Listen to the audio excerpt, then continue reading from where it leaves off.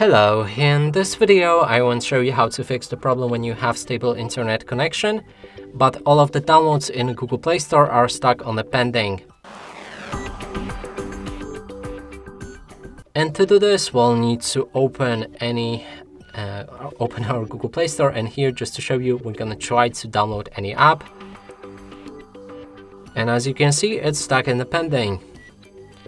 And to fix this, we'll need to open our settings, then go for system and updates, date and time, and make sure that you're using set time automatically. When you go back to Google Play Store and try to install the same app, now it should work fine.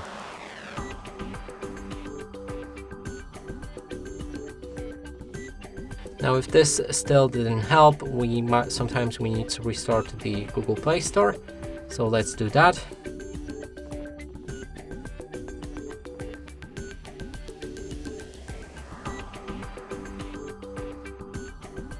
Yep, now the actual download begins.